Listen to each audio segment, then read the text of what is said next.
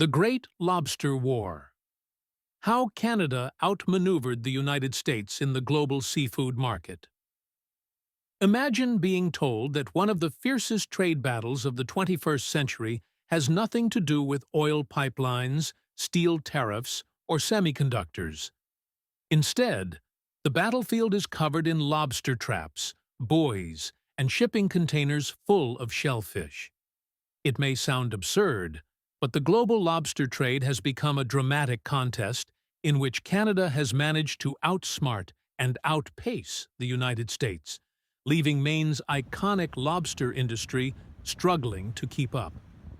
For generations, the lobster was not only a cornerstone of Maine's coastal economy, but also a symbol of the state's identity. Fishing families handed down their boats, gear, and expertise like heirlooms, while the brightly painted buoys scattered across the Atlantic waves became as recognizable as the rocky shorelines and lighthouses. Maine lobstermen were seen as stewards of a proud American tradition, yet within a few short years, Canada managed to shift the balance of power. Through clever trade negotiations and strategic positioning, it seized the upper hand in a market once dominated by the U.S. Europe turns north.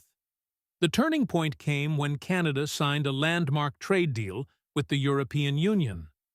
Prior to this agreement, European buyers treated Maine and Canadian lobsters as interchangeable.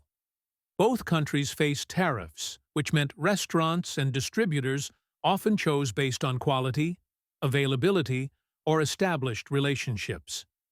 But once Canada's deal went into effect, their lobsters sailed into European ports duty-free. Meanwhile, American lobsters continued to face tariffs of up to 8%. On the surface, 8% might sound like a minor detail, but when buyers are purchasing thousands of pounds at a time, the savings are enormous. The result was swift and unforgiving. European wholesalers who had once prized Maine lobster suddenly shifted to Canadian suppliers almost overnight. It wasn't about taste. Maine lobsters retained their reputation for quality. It was purely financial. If you're running a fine dining restaurant in Paris or a wholesale distribution hub in Barcelona, the math is simple. Why pay more for the same product? For Canadian fishermen, this was nothing short of transformative. Families in Nova Scotia and Prince Edward Island, who had spent decades hauling traps in freezing Atlantic waters, suddenly had unprecedented access to one of the most lucrative seafood markets on Earth. Their catches commanded premium prices, while their American counterparts saw decades of market share erode within a few seasons. Winning in Asia-Europe was only the beginning. Canada's membership in the Trans-Pacific Partnership opened doors to another gold mine: Asia.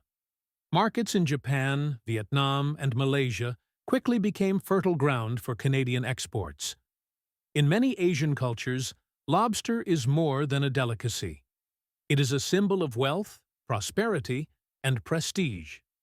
Live lobsters are often gifted during major holidays and used as centerpieces for high-end banquets. With tariff advantages and preferential access, Canadian lobsters poured into these markets at prices American exporters simply couldn't match.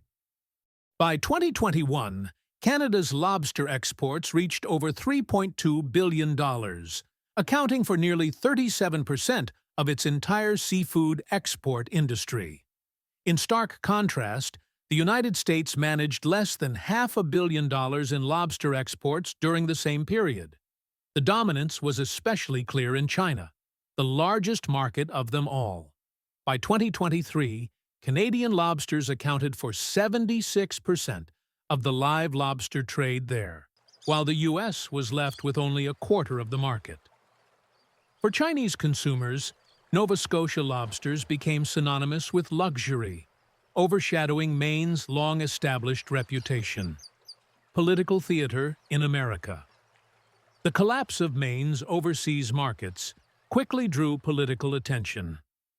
Donald Trump frequently campaigned in Maine, appearing alongside lobstermen and vowing to restore the industry's glory. His message was straightforward. He would not allow Canadian trade deals to undermine American fishermen. He promised tariffs, retaliation, and new negotiations with the European Union. Yet, the reality was far more complex.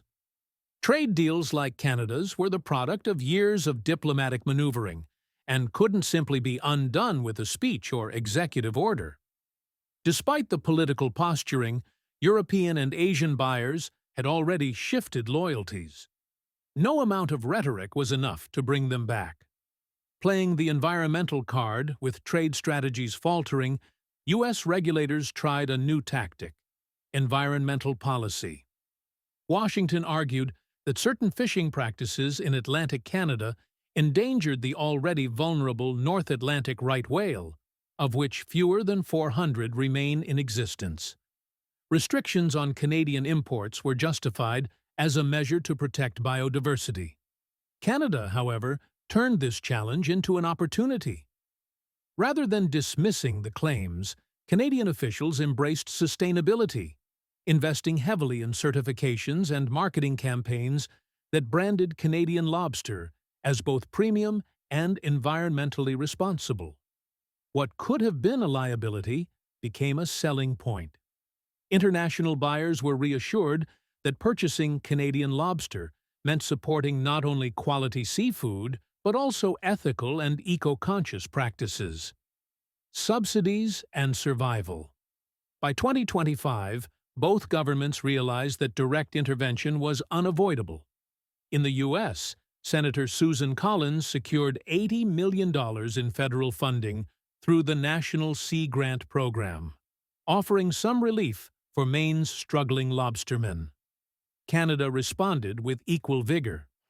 Federal and provincial authorities allocated millions to sustainability initiatives, training programs, and conservation projects. By mid-2025, more than 4 out of 5 coastal communities in Atlantic Canada had received financial aid to strengthen the fishing sector. Beyond lobsters, the bigger picture. At its core, the Lobster War is not about which nation hauls in tastier shellfish. It is a lesson in the power of trade policy and international strategy. Canada's advantage stems not from having better lobsters, but from navigating global agreements more skillfully than its southern neighbor. For Maine families, the consequences have been devastating. Generations who expected to continue the proud tradition of lobstering now face uncertainty. Some young people are leaving the industry altogether, seeing no viable future in it. Small towns built around lobster exports are wondering whether their way of life can endure.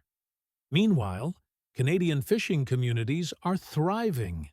Their harbors bustle with activity, and their catches travel thousands of miles to end up on plates in Tokyo, Madrid, or Shanghai.